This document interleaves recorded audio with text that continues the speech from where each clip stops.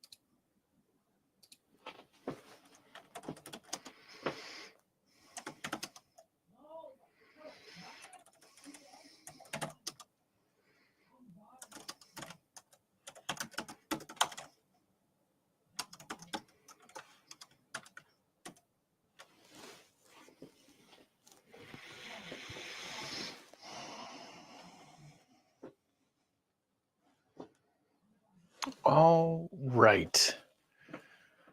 First things first, it looks like we got 9 folks here.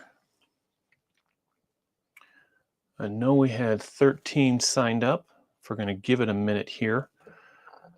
Those of you watching right now, let's bring this back up. What am I doing here?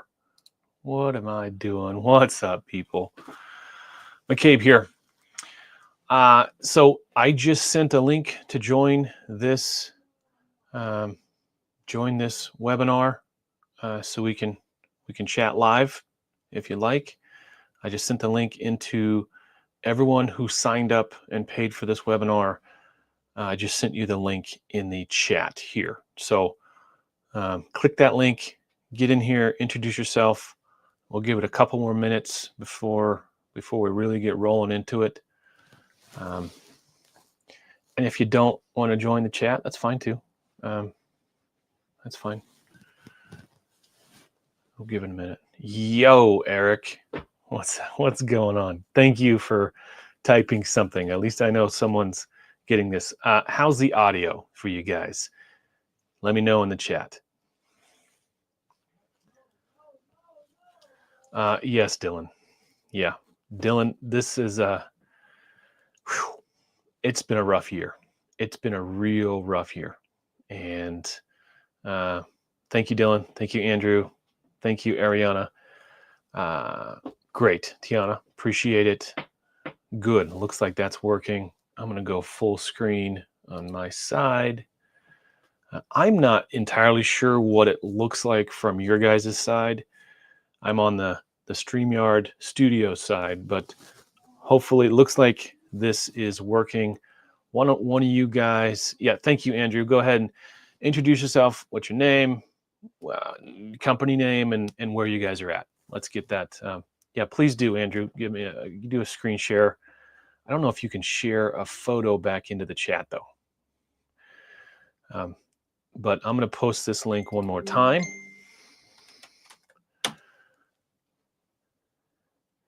Oh, looks like we got our first trouble. Somebody's having trouble logging into the webinar.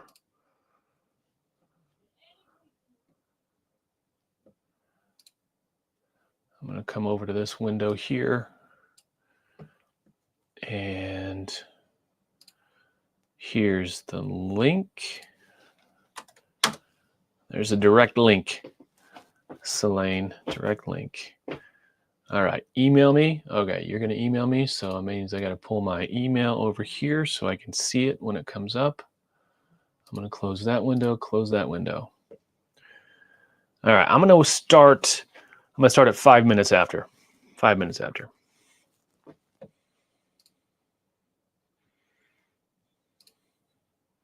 All right, I'll look for that email here, Andrew.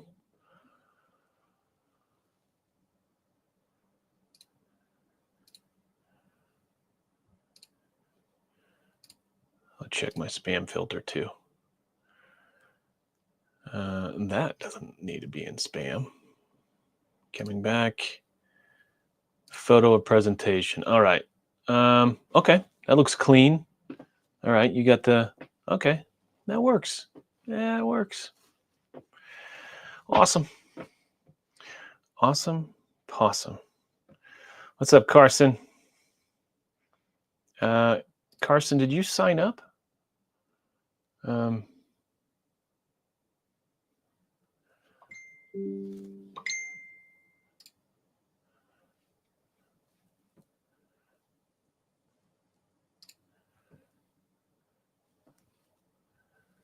That's really strange. Maybe that link is broken. Is that link broken for anyone else? I'm going to try copying the invite link one more time, posting it in here. Okay, so I'm just trying to be careful to post that link just for the folks that paid for this webinar. Now I'm going to go back to all destinations. Carson,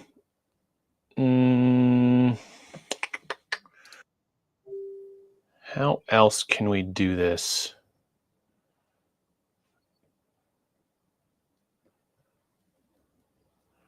All right, I know we're at 5 minutes past, but I want to make sure everyone has the opportunity to get in.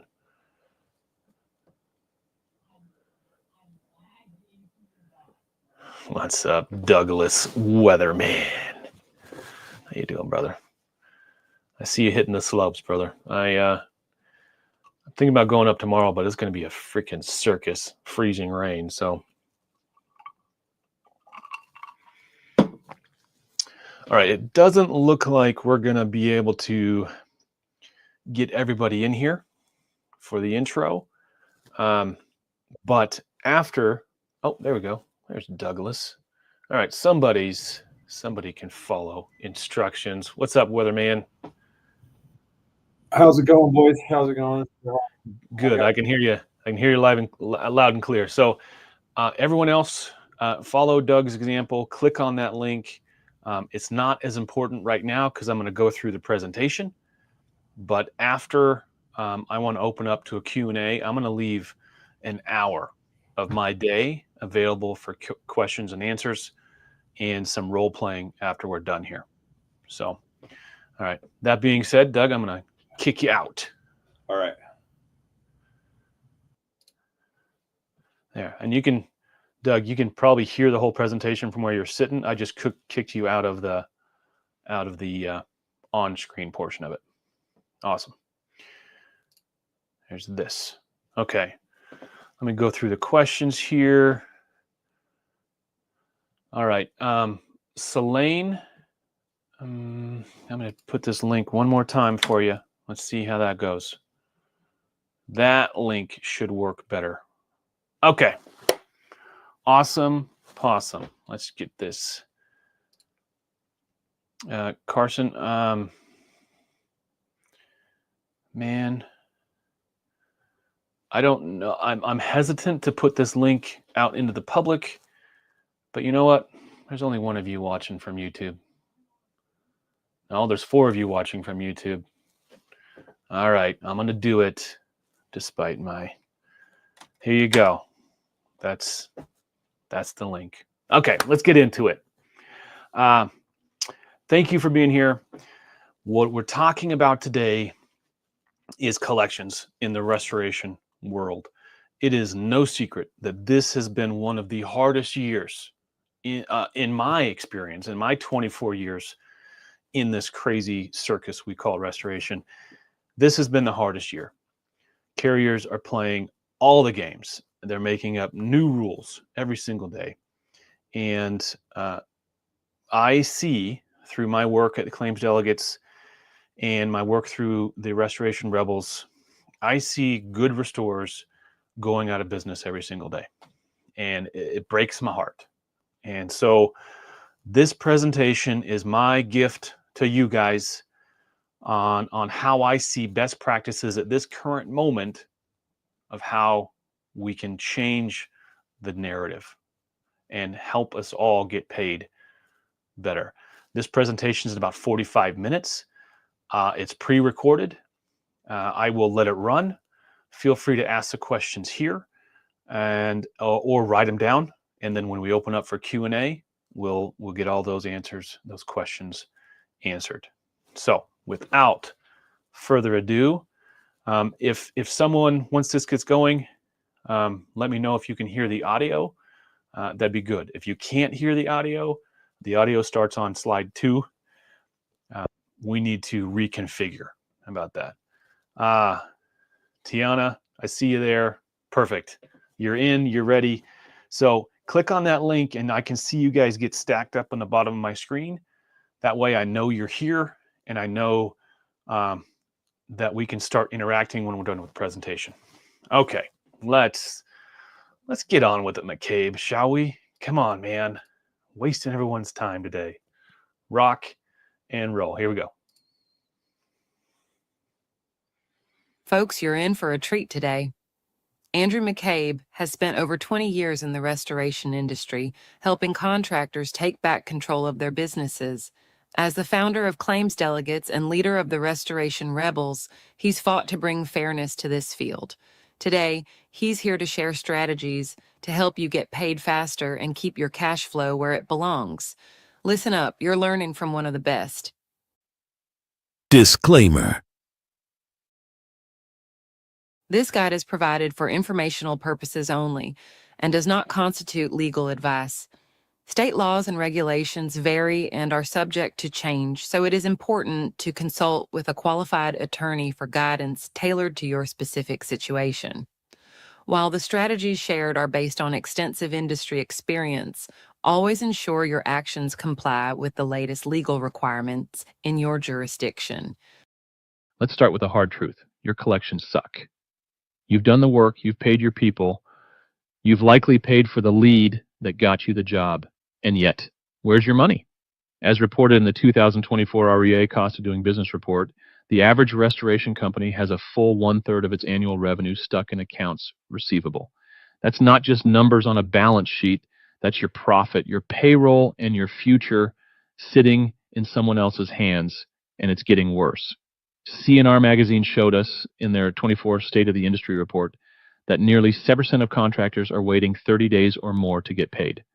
Worse yet, a growing number of you are waiting over 60 days. This isn't just a delay, it's a cash flow crisis, one that strains your relationships with subcontractors and vendors and limits your ability to grow. Meanwhile, your overhead keeps rising. As the RIA report reveals, restoration companies are spending an average of 36% of their revenue on overhead costs, everything from payroll to compliance to project management. Pair that with long payment delays, and you're essentially financing someone else's slow process. That's unacceptable. But here's the good news. It doesn't have to be this way. Today, we're going to talk about why your collections are stuck, and more importantly, how you can take back control of the narrative. We'll cover strategies to set the right tone from day one, empower your clients, and implement tactics that get you paid faster. You've done the work. It's time to take back what's yours. All right, how's that sounding to everybody so far? This is the first time I've done something quite in this format, so I want to make sure it's coming through loud and clear. Awesome. Thanks, Doug. Chapter 1, the collections reality. Collections in the restoration industry are a battle, and the deck is stacked against you. Insurance companies have perfected their tactics to delay and reduce payments, keeping your money in their hands for as long as possible. If you don't take control, you're left chasing what you're already owed while dealing with mounting costs and strained relationships. Let's break it down. Here are some of the most common tactics used by carriers to delay or deny payments. Applying non-existent standards or misusing industry guidelines. Oh, one more thing. This is recorded. It is available for you guys to download, and I do have a copy of the slides. There is, let's get me back in here a little bit. I've got a community started and a page started specifically for attendees of this class, where you can go. You should have received an email. If not, go back to your registration and look. You have the PDF download for all of these slides. So don't worry about having to write down everything at a fever pace. You will have a copy of everything. And then next week, I will be actually publishing all of this into a booklet and sending it to everyone else. Okay? Thanks, guys. Insurance adjusters often throw around terms like industry standard to justify their decisions. But here's the catch. Just saying something is an industry standard doesn't make it so. Many of these so-called standards don't exist or aren't recognized by any credible authority. For example, an adjuster might claim that certain repair techniques or pricing structures are outside the industry standard. Yet when you ask them to define or provide documentation for this supposed standard, they can't. This tactic is designed to create doubt and discourage contractors from pushing back. Remember, unless a standard is codified in an applicable regulation, certification, or contract, it has no real authority. The burden of proof lies on the insurer, not you. Misquoting existing standards. A favorite trick of insurance adjusters is to misquote established standards, bending them to serve their agenda. One common example is referencing the IICRC S500, a well-known standard for water damage restoration. Adjusters often claim that the S500 limits the number of drying days or the amount of equipment that can be used. The truth? The IACRC S500 contains no specific calculations for dehumidifiers or any hard and fast rules about drying times. It provides guidance and principles, not rigid limits. Misquoting these standards creates a false sense of authority, allowing adjusters to justify reducing payouts. When faced with this tactic, challenge them to cite the exact section of the standard they're referencing. It's often enough to expose the bluff. Using internal guidelines as excuses? Another frustrating tactic is the use of so-called internal guidelines. Adjusters will often claim that a particular cost or repair method is not covered because it violates their company's internal rules. However, if these guidelines aren't explicitly mentioned in the homeowner's policy, they have no bearing on the claim. Policies are contracts, and anything outside the language of the policy is irrelevant. For instance, an insurer might deny overhead and profit costs, citing internal rules, but unless the policy itself excludes those costs, their argument holds no weight. If they refuse to share these guidelines, make it clear that they can't be enforced or used as justification for reducing or denying payment. Performing overly long investigations. Adjusters often stall payments by claiming they need more time to investigate a claim, even when you've provided complete documentation. They may repeatedly request the same information or ask for unnecessary details, dragging out the process under the guise of due diligence. While some investigation is reasonable, overly long delays are a deliberate tactic to frustrate contractors and delay payouts. This puts additional financial strain on you while buying the insurer more time to hold on to the money owed. To combat this, document every interaction, keep a detailed timeline of what you've submitted and when, and don't hesitate to escalate if the investigation becomes unreasonable. The longer they drag their feet, the stronger your case for taking further action. They'll perform overly long investigations or introduce bureaucratic hurdles just to wear you down. Switching adjusters multiple times. Another common tactic insurers use to stall claims is switching adjusters repeatedly throughout the process. This is more than just an inconvenience. It's a deliberate strategy designed to disrupt progress, introduce delays, and create confusion. Each time a new adjuster is assigned, it forces contractors and homeowners to start from scratch, re-explaining the details of the claim, resubmitting documentation, and resetting the timeline for resolution. What makes this tactic so effective for insurers is the time it wastes. The new adjuster will often claim they need to review the file or familiarize themselves with the case, which inevitably leads to additional delays. Meanwhile, contractors are left waiting for approvals, and the insured is left in limbo, wondering when they'll see progress on their repairs. The real damage comes from the inconsistency this tactic creates. An adjuster who is nearing resolution may suddenly be replaced by someone with a completely different interpretation of the claim. Promises made by the previous adjuster can be disregarded, approvals may be rescinded, and new demands for additional documentation might arise. It's a frustrating loop designed to exhaust everyone involved. This tactic also shifts the burden of accountability. Each new adjuster can claim ignorance of prior decisions, further delaying the process. By the time you get close to resolution again, another switch might occur, restarting the cycle. For contractors, this means additional time and resources spent chasing a claim that should already be settled. Switching adjusters isn't just a logistical issue. It's a calculated move by insurers to prolong the process and wear down the parties involved. It's another way they keep control firmly in their hands, delaying payments and increasing the likelihood that contractors and homeowners will accept less just to get the claim over with. Splintering projects. For larger, more complex projects, insurers may splinter the work into smaller tasks to downplay the scope.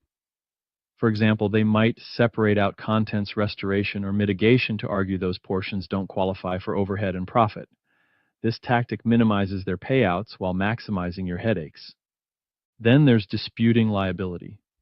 Even in clear-cut cases, they'll push back on fault or responsibility, forcing you to spend time and resources proving what should already be obvious. This tactic isn't about finding the truth. It's about slowing down the process and saving them money. Undervaluation. And when it comes to undervaluation, insurance companies have the upper hand. They use biased estimating software to produce lowball repair costs, creating a gap between what they'll pay and what the job actually costs. Some carriers go even further by splintering complex projects into smaller tasks to argue that certain work doesn't qualify for overhead and profit.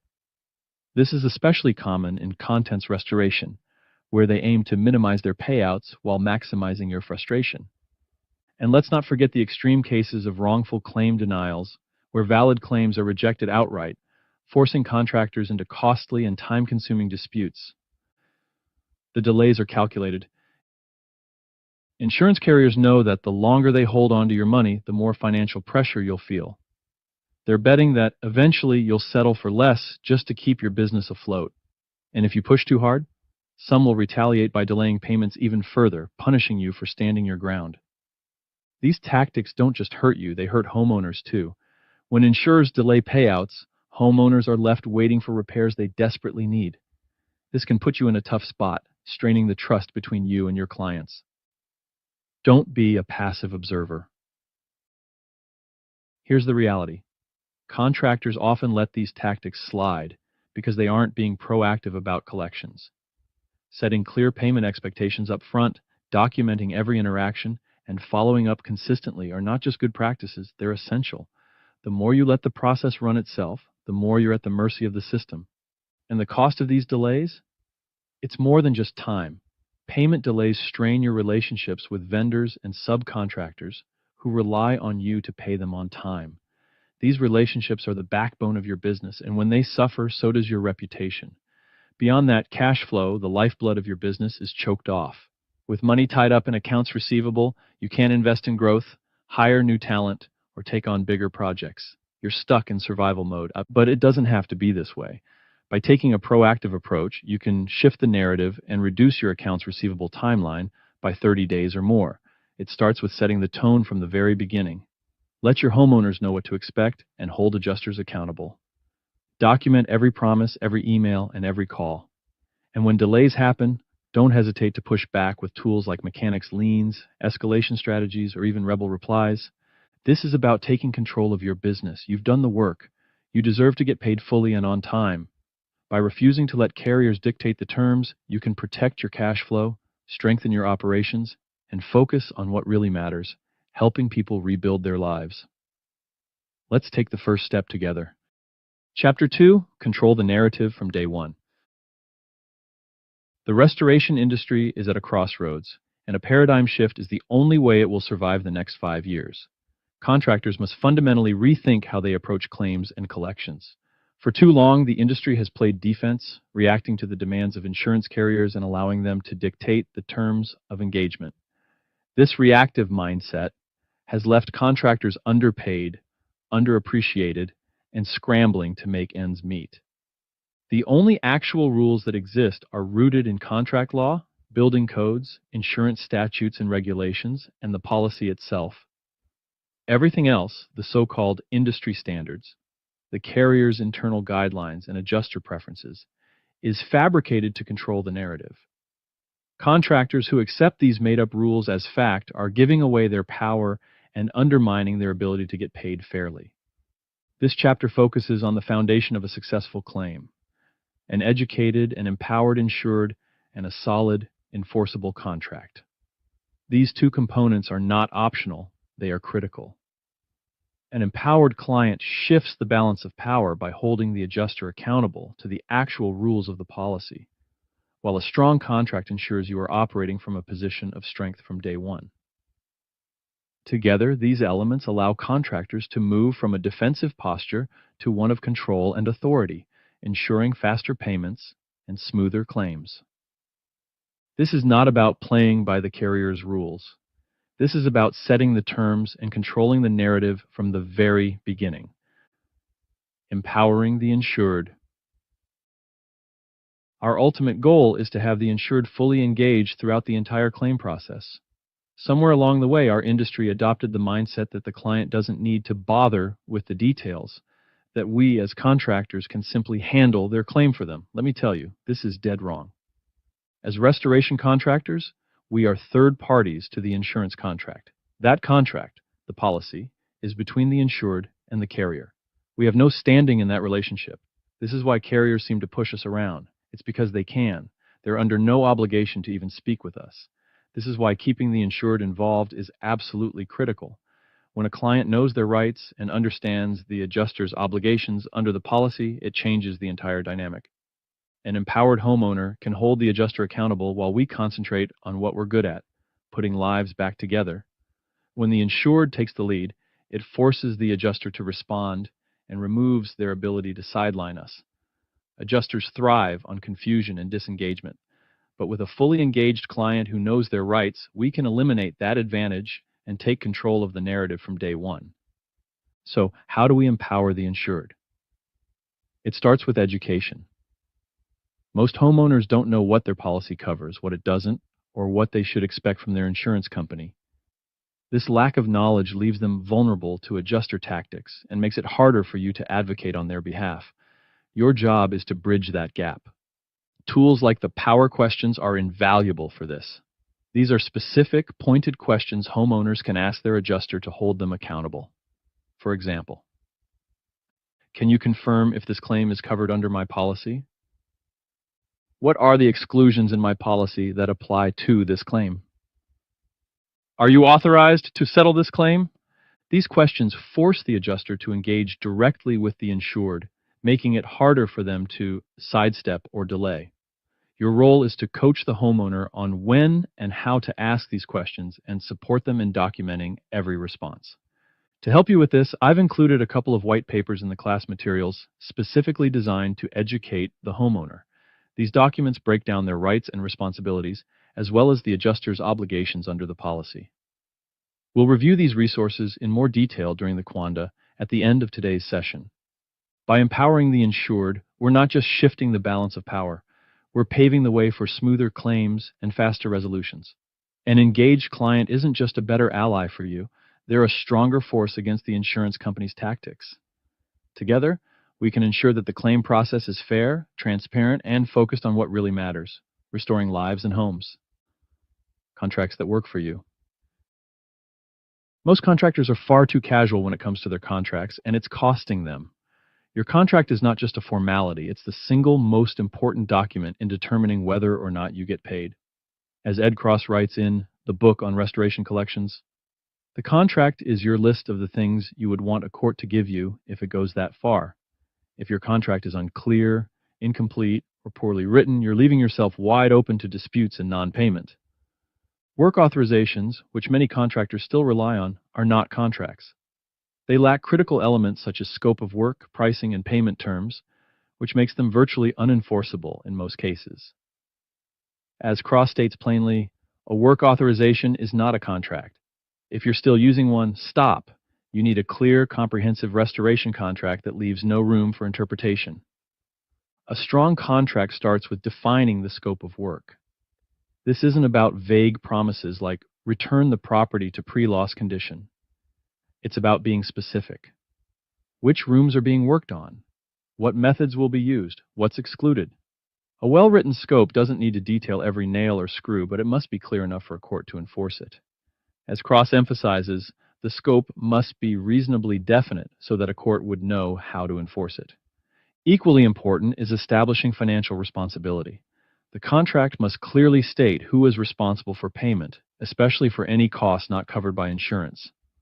Never assume the person who contacts you is financially responsible. Confirm it and name the correct party in your agreement. Cross points out, the contract must state the names of the party or parties you expect to pay any amount not covered by insurance. Lump sum contracts are another critical tool for ensuring clarity and enforceability.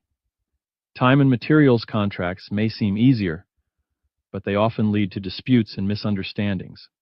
Fixed price contracts set clear expectations and make it easier to enforce payment. If the full scope isn't known at the start, use a phased approach. Begin with a fixed price agreement for the initial work and add change orders for additional tasks as they arise. This keeps everyone on the same page while providing flexibility for unforeseen issues. One of the most overlooked elements of a contract is mutual assent, the clear agreement of both parties to the terms. Written agreements override verbal promises or misunderstandings. So don't rely on a handshake deal. Ensure the customer initials every page and signs the document before work begins. As cross notes, the fewer surprises the customer has during your job, the higher the chance you will collect the full amount of the invoice. A strong contract is your first and best line of defense against delayed or denied payments. It's not just about protecting yourself, it's about creating clarity and accountability for everyone involved. As Cross advises, make sure your contracts are working for you, not against you. Taking the time to craft and enforce a strong contract ensures that you're setting the terms, not the insurance company. This is how you take control from day one and secure the payments you've earned. Control the narrative from day one. The restoration industry must reject the reactive mindset that lets insurance carriers dominate the claims process. To take control, focus on the two pillars of success: an empowered client and a solid contract. An educated, engaged homeowner keeps the adjuster accountable, ensuring the policyholder remains central to the claim. A well-drafted contract defines the scope, pricing, and payment terms, eliminating ambiguity and securing your right to be paid. These strategies shift the power dynamic, allowing you to lead the process with authority. By combining informed clients with strong contracts, you take control of the narrative, secure faster payments, and protect your business's future. Tactical tools for faster payments. Getting paid on time isn't just about the work you do, it's about how you manage the entire process from start to finish. In Chapter 3, we'll shift from mindset to action by exploring practical strategies to reduce your accounts receivable timeline and take control of your cash flow. Faster payments don't happen by chance. They require a deliberate approach, starting with setting clear expectations on day one. This chapter is about giving you the tactical tools to stay proactive, streamline your collections process, and ensure you're paid promptly for the work you've already done. It's time to move from reacting to problems to preventing them altogether. Let's get started. Set payment expectations early. Setting payment expectations early is the key to avoiding surprises and ensuring you get paid on time. Too many contractors leave the payment conversation for later, either out of discomfort or a desire to get started quickly. This is a mistake. A lack of clear expectations will almost always lead to delays and disputes down the road. From the moment you're engaged on a job, the client needs to understand how and when payments will occur. This includes discussing how insurance reimbursements work, what happens if there's a gap between what the carrier pays and what's owed, and what your payment schedule looks like. These are not optional conversations, they are critical. A project roadmap is one of the best tools for setting these expectations. Think of it as a clear outline of the key milestones for the job, including when payments are due. For example, you might break it into phases like this: initial deposit to secure scheduling and mobilize resources, then a midpoint payment upon reaching a major milestone, like finishing demolition or drying, and the final payment due upon completion. By presenting this roadmap to the client on day one, you're not only building transparency, but also ensuring they understand the financial commitment and timing required to keep the project moving. This roadmap should be written, reviewed, and agreed upon before any work begins. And don't be shy about the day one conversation. Hit it straight on. Setting clear boundaries and expectations actually builds trust. Avoid ambiguity or guardedness. Your client is already on edge from the stress of their situation. Help put them at ease by showing all your cards. Be upfront about how payments will work, what their responsibilities are, and how you'll support them. The more open and direct you are, the more confidence they'll have in you. When you sit down with the client, make it clear that payments must be made in accordance with the agreed schedule, regardless of delays from the insurance company. And you will support them in navigating their insurance claim, but ultimately, they are responsible for covering the costs of your work. Timely payments are essential for keeping the project on track. By addressing these details openly and early, you eliminate misunderstandings and set the tone for a professional and organized working relationship. You're not just a contractor, you're a trusted partner helping them navigate a challenging situation. The clearer you are up front, the fewer issues you'll face later.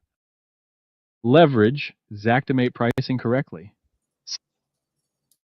Xactimate is a powerful tool, but it's only as effective as the person using it. Many contractors rely on Xactimate as if it's the final word on pricing, without realizing that the default estimates it generates often fail to reflect the true costs of doing business. This oversight can lead to underpayment, disputes, and a loss of profitability. To get paid what you're worth, you must take control of your Xactimate estimates and ensure they represent the real costs of your work. This is what I call a cash flow optimized pricing strategy. Xactimate is a tool, not a payment system. It's meant to provide a framework for estimating costs, but the default settings often don't account for the unique realities of your business. Labor rates, material costs, and even overhead vary by region and company. If you're blindly accepting Xactimate's default numbers, you're leaving money on the table. To ensure your estimates reflect the true costs of your work, you need to implement what I call a cash flow optimized pricing strategy. A critical component of this strategy is using all the tools available to you, including the Actionable Insights profile for Xactimate. This feature provides built-in AI guidance to help you identify and include missing line items in your estimates. It's like having a checklist embedded right in the software to ensure your estimates are accurate and accurate. This not only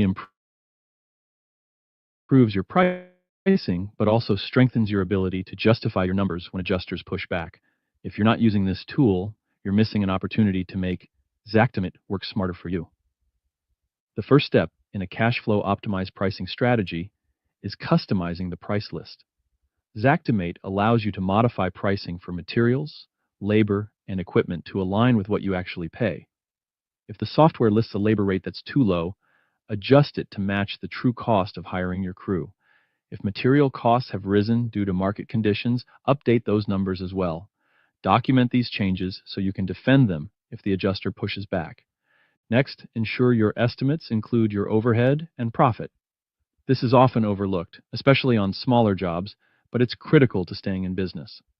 Overhead isn't optional, it's the cost of running your company, from payroll to insurance to office expenses.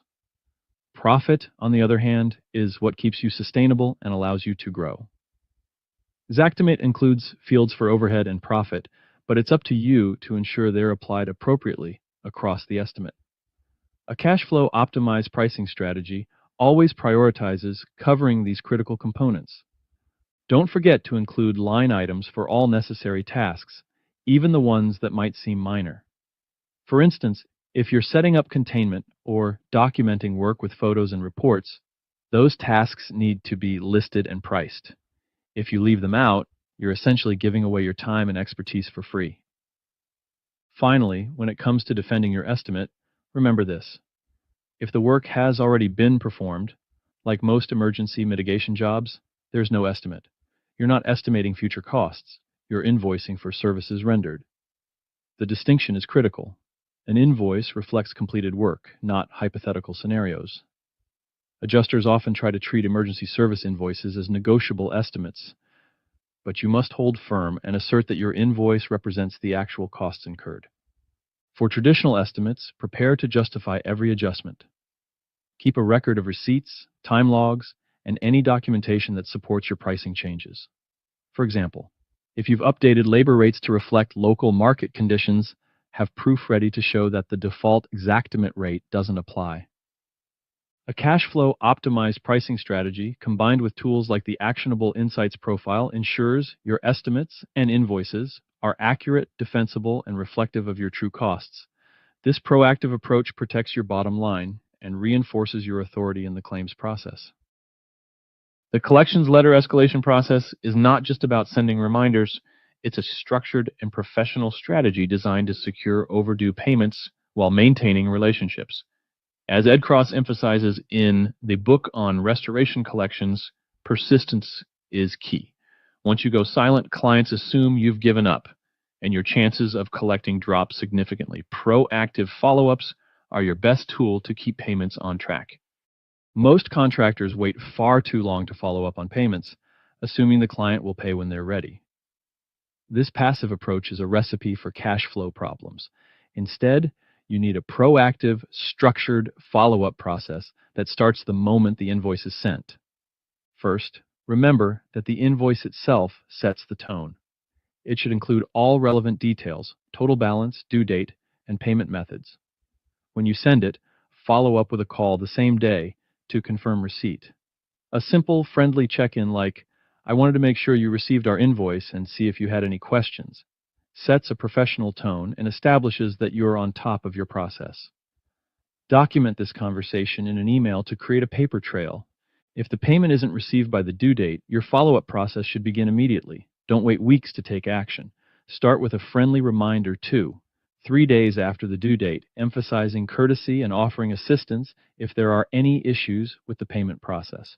For example, "I noticed the payment hasn't come through yet. Please let me know if you've sent it or if there's anything I can do to help." Confirm this in writing. As the delay continues, your tone needs to evolve. At 10 days past due, move to a formal reminder. Reiterate the overdue status, reference the terms of your agreement, and emphasize the importance of resolving the balance. Include late fees if applicable, and make it clear that further delays could lead to escalation. Reiterate the lien timeline. A mechanic's lien is one of the most powerful tools you have as a contractor and serves as the best and final line of defense before escalating to a lawsuit. However, the enforceability of a lien depends entirely on following your state-specific timeline requirements. Missing any of the deadlines can render your lien invalid, so it's critical to understand and communicate these dates clearly. For example, in California, the process is as follows. A notice of right to lien must be signed at the start of the project. A notice of intent to lien should be filed no later than 21 days after the last labor date. The lien itself must be placed no later than 60 days after substantial completion of the work. Finally, the lien must be perfected or finalized on or before 90 days after filing. It's essential to include these deadlines in your follow-up communication. Using specific dates helps ensure there are no surprises when the lien is eventually placed. For instance, if payment hasn't been received, remind the client, "Your payment was due on X date. If payment is not received by Y, a notice of intent to lien will be filed in accordance with state law. Please note that if payment remains outstanding after Z, the lien itself will be placed." Being transparent about the lien timeline not only reinforces your professionalism, but also motivates the client to resolve the balance before additional legal steps are necessary. This proactive approach ensures you're protecting your rights while giving the client every opportunity to avoid escalation. If payment still isn't received after 30 days, it's time for a final notice. This communication should leave no room for ambiguity. Detail the total amount due, including late fees, and provide a hard deadline for payment. Make it clear that non-payment will result in further action, such as filing a lien or engaging legal counsel. If payment still hasn't been made after 60 days, escalate to formal collections or legal action. At this point, you've given ample opportunity for resolution, and it's time to protect your interests. Throughout this process, consistency is critical. Each step builds on the last, gradually increasing pressure without being overly aggressive. As Cross notes, the savvy collector starts gently and only applies the amount of pressure needed to move to the next step. This structured approach ensures you're professional, persistent, and prepared to escalate if necessary. The goal of proactive follow-ups is not just to secure payment, but to maintain professionalism and preserve client relationships wherever possible. By staying persistent and clear, you protect your cash flow while reinforcing your reputation as a contractor who values accountability and respect. Mechanics, liens, and escalation tactics. A lot of contractors shy away from filing liens. They're seen as overly aggressive, and many worry about the potential fallout, negative reviews from clients, strained relationships with carriers, or even being blackballed from future work. Let me be clear, these things do happen, but I challenge you to weigh the cost of a bad Google review against the possibility of filing for bankruptcy. Which is worse?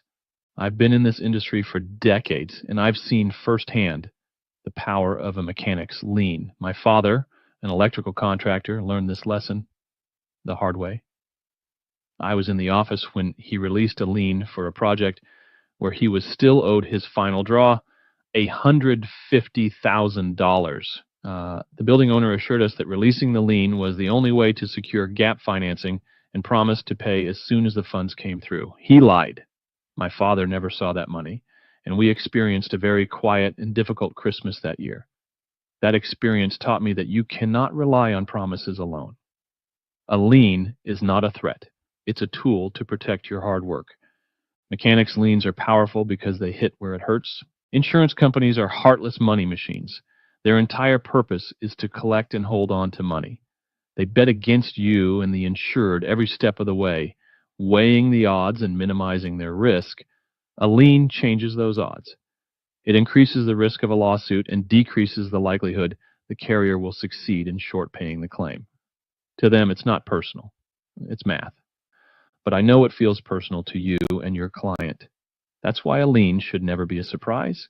It should be the final step in a structured escalation process where you've given all parties every opportunity to pay what is owed. You've communicated clearly, provided deadlines, and extended every courtesy to resolve the issue without legal action. When you file a lien, it's not an act of aggression. It's a necessary move to protect your interests. Filing a lien is a statement, I've done the work, I've upheld my end of the contract, now you must uphold yours.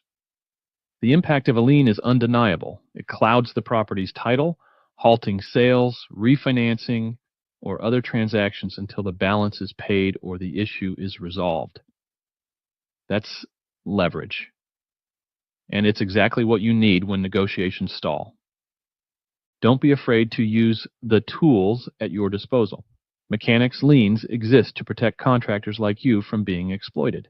They are a legal right, not an overreach.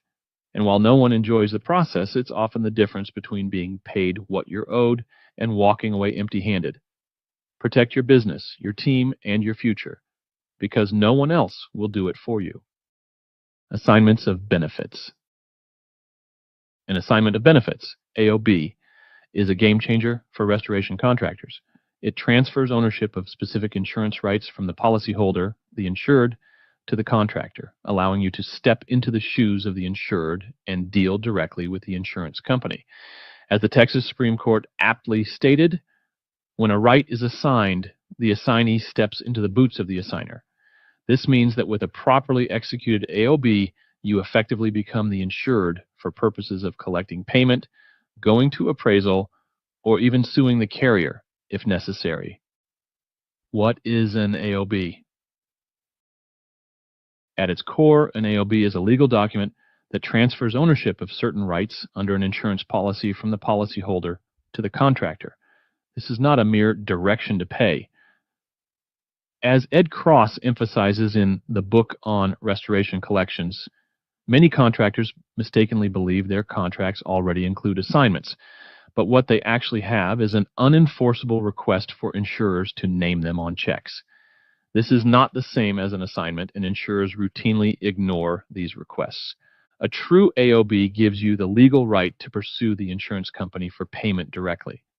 This includes the ability to collect insurance benefits, GO to appraisal, and sue the insurer for bad faith if necessary.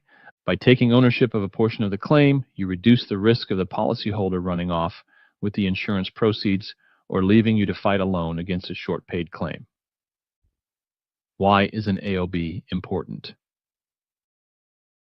The insurance industry thrives on exploiting the gap between contractors and policyholders. Without an AOB, you're stuck relying on the policyholder to push back against the insurance company. If the policyholder isn't motivated to fight, or worse, if they disappear with the funds, you have little recourse. As Ed Cross explains, the policyholder may end up in collections if the insurer isn't complying with its obligations, but if you don't have direct rights against the insurance company, you're left holding the bag. An AOB solves this problem by putting you in direct legal relationship with the insurer. It ensures you have the leverage to enforce the policy terms and pursue full payment. Presenting an AOB isn't an act of hostility. It's a legitimate assertion of your right to be paid for the services you've performed. Doctors do this every day to streamline their billing processes, and the restoration industry can benefit from the same approach. Common misunderstandings. One of the most common misconceptions about assignments of benefits is confusing them with directions to pay. Many contractors think they're protected simply by including a clause in their contract that asks insurers to send payment directly to them. Unfortunately, this isn't the same as an assignment. A direction to pay is essentially a request. It's not legally binding, and insurers are under no obligation to honor it. They can and often do ignore these requests, leaving you chasing the policyholder for payment when the insurer pays them directly. A true AOB, on the other hand, creates a legal relationship between you and the insurance company. It assigns specific rights under the insurance policy to you as the contractor, giving you the authority to collect payment directly from the insurer, negotiate on your behalf, and even take legal action if necessary. Understanding this difference is crucial to protecting your right to get paid. Legal power of an AOB. The legal power of an assignment of benefits cannot be overstated. As the Texas Supreme Court put it, the assignee steps into the boots of the assigner. When the insured signs an AOB, they're transferring certain rights under their insurance policy to you as the contractor. This means you're no longer just a third party. You now have standing to enforce the terms of the policy. An AOB protects you from underpayment and bad faith actions by the insurer. It ensures that you can pursue the full value of the work you've completed without relying on the policyholder to fight for you. This is particularly critical in situations where the insurer delays, denies, or short pays a claim. By securing an AOB, you're not just ensuring payment. You're safeguarding your business's financial stability. It's a powerful tool that levels the playing field and gives you the leverage needed to demand fair treatment for the work you've performed. How to use an AOB effectively. To ensure your AOB is enforceable, draft the document carefully. A poorly written AOB can create legal vulnerabilities. Notify the carrier of the assignment immediately. If the insurer sends funds to the policyholder after being notified, you have grounds to pursue recovery. Consider incorporating an insurance information release and authorization to access relevant claims documents and policies directly. This keeps you informed and strengthens your position. By securing an AOB, you're not just protecting your right to payment. You're also equipping yourself with the tools to ensure insurers honor their obligations. It's not about being combative. It's about ensuring fairness and securing your livelihood. Building a sustainable collections process. Building a sustainable collections process is about more than chasing payments. It's about creating systems and habits that ensure financial stability. Collections are the lifeblood of your business. And without a reliable process, even the best-run restoration companies can struggle to thrive. Operational best practices. One of the first steps toward a sustainable collections process is assigning a dedicated collections lead. While the entire organization should share the common goal of getting paid, the collections lead is the person tasked with setting up and following the plan. This role requires someone who is organized, proactive, and comfortable having tough conversations. The collections lead should run the weekly AR reviews, a cornerstone of your process. These meetings are short, focused, and actionable. The lead will gather the team to review outstanding balances, update the status of overdue accounts, and assign clear next steps. This ensures that collections remain a priority, with everyone aligned and accountable for progress. Preparation is also critical. Difficult conversations are inevitable, whether with a client who's struggling to pay or an adjuster refusing to approve a claim.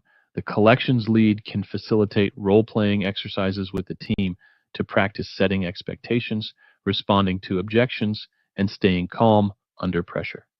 These exercises build confidence and ensure everyone is ready to handle tough discussions professionally and effectively. Long-term change. A dedicated collections lead and consistent AR reviews don't just solve immediate problems, they lay the groundwork for long-term success. When everyone knows their role and works within a structured system, the collections process becomes a predictable part of operations rather than a last-minute scramble. This consistency also drives industry-wide progress. Restoration contractors who adopt proactive collection strategies set a higher standard, putting pressure on carriers to improve their processes. Even during challenging years, small but consistent changes in how you manage collections can create ripple effects that elevate the entire industry. Thank you all for your time and attention today. Collections can feel like an uphill battle, but it doesn't have to be. Success starts with taking control of the narrative from day one, setting clear expectations, empowering your clients, and standing firm in your value. The strategies we've discussed today aren't just about getting paid, they're about building a stronger, more resilient business. By setting the terms, aligning your team, and acting proactively, you can turn collections from a weakness into one of your company's greatest strengths. This isn't just about improving your bottom line, it's about creating an industry where restoration professionals are valued and treated fairly. We have the power to drive change, but it starts with each of us. So, my challenge to you is this: take the first step. Go back to your business and apply what you've learned. Implement a collections plan, assign a collections lead, and align your team to prioritize getting paid for the incredible work you do. Together, we can make collections success, the rule, not the exception. Thank you again for being here, for investing in your growth, and for pushing this industry forward.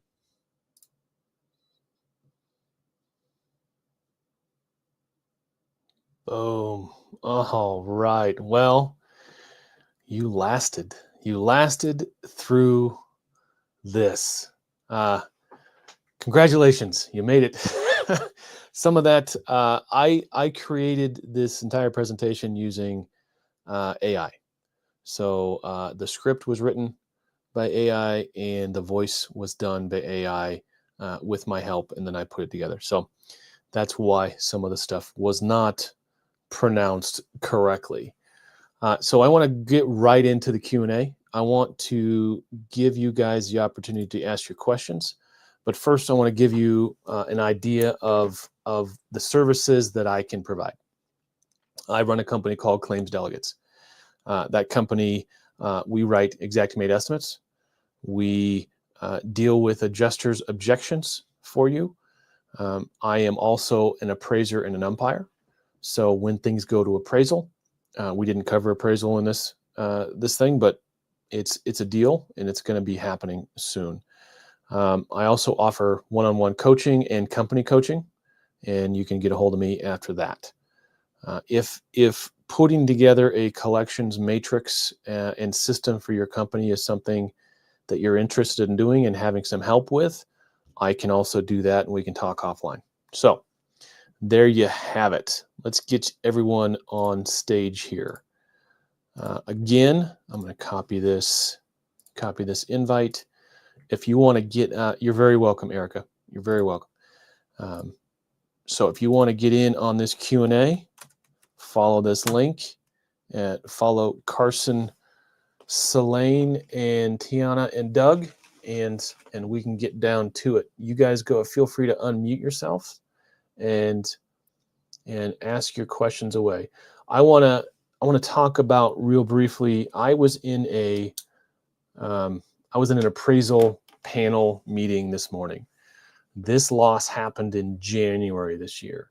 The bill went out in February this year, and the contractor in Idaho still has not been paid. So I was in the appraisal panel, and part of the panel, I turned off the recording and said, "Hey guys, let's be real. What is happening with appraisal? Why are these things being sent to appraisal?" Because it was just asinine, the whole premise of why we were there. And both of them said, "You haven't seen anything yet.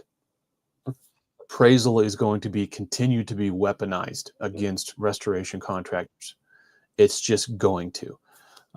So next year, look forward to that." So appraisal is going to be, it's on the horizon. But at the end of the day, this restorer is going to get paid. Why? Because he has a lien.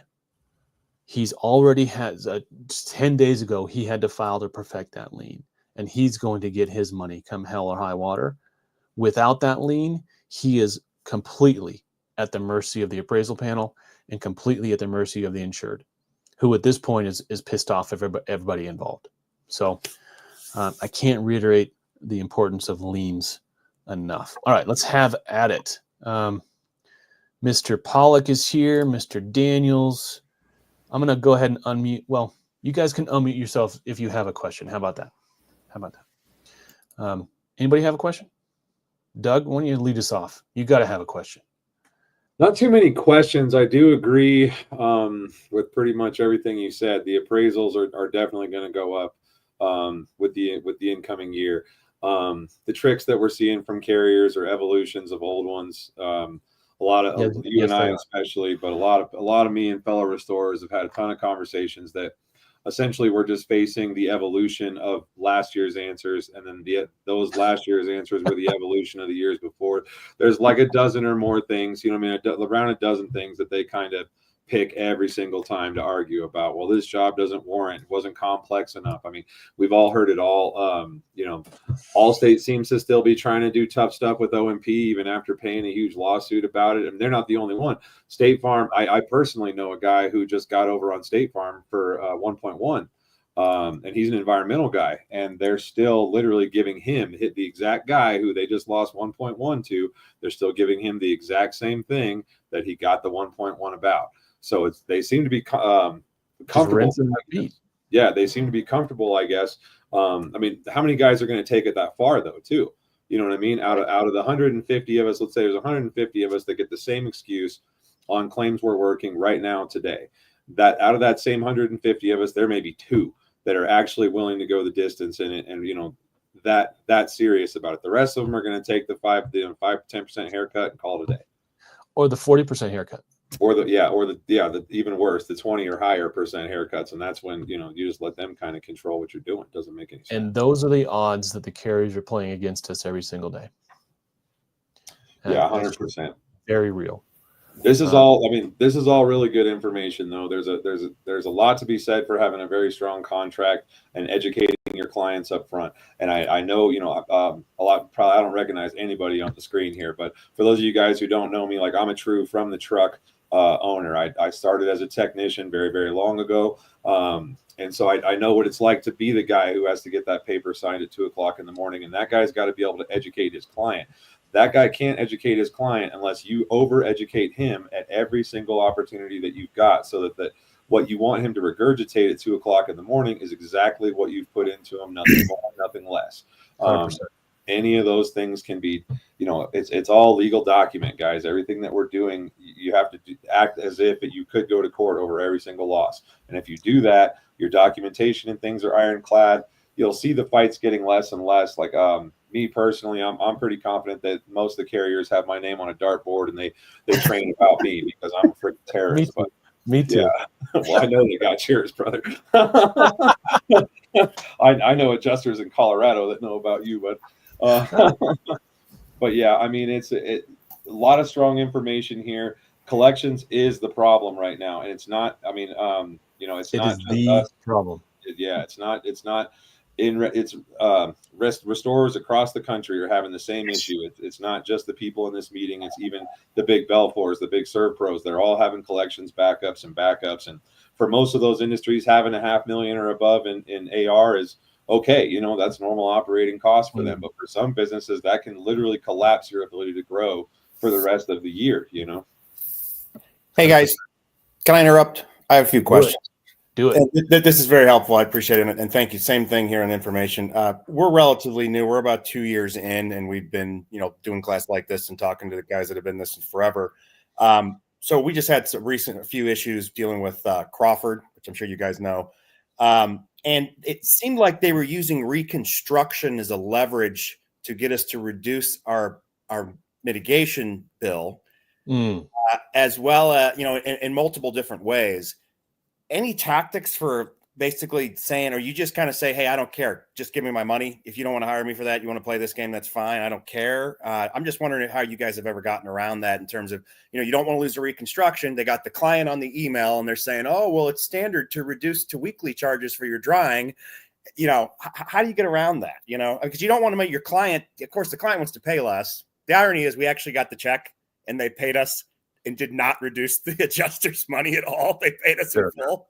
That's hilarious. The client didn't get it. It's the Salvation Army, just for disclosure purposes. So I'm just wondering if there's ever any ways that you kind of just, what do you guys do? What have you done? Well, when you're talking about Crawford, you're talking about program work. Yeah, are you Right. on their program, or are they used as an auditor? Because they do have an auditing department now too. Yeah. Which is it? Are you on the program, or are they No. using the third party? No, the client, it was just because the Salvation Army, which is their client and Okay. likes us here in St. Louis, hired us. Yeah, so we're not on their program at all. Okay. So don't let them force you to negotiate against yourself. Right. Yeah. If you haven't been paid for the mitigation, you do not swing a hammer. Yep. That's how we thought Period. about it. End of story. That is the SOP. Yep. And the guys that go ahead and get pressured into doing that work, guess what? You're They're chasing screwed. good money after bad. Yeah, that's what we figured. Is that your number one leverage? We're not starting until you pay us on MIT. Period. That's what I thought. Why would you? They've I totally already agree. shown totally they've shown they're a bad credit risk. Well, precisely. And to Yeah. begin with, the Salvation Army as a whole, and obviously they're in all over the country, so multiple people could deal with them. They can be a good client. They pay slow. They're not very smart, to be quite honest with you. But the issue you run into more than anything is, and honestly, the issue we have now is the guy that took over the facility who's doing reconstruction doesn't even know what he's doing. So that's another complexity. But anyway, that's helpful. One other question. So, you actually kind of hit on this already, the repeat business concern. But at the end of the day, if somebody's not paying you, why do you want them as a customer again? Is that kind of the thought that you guys run with?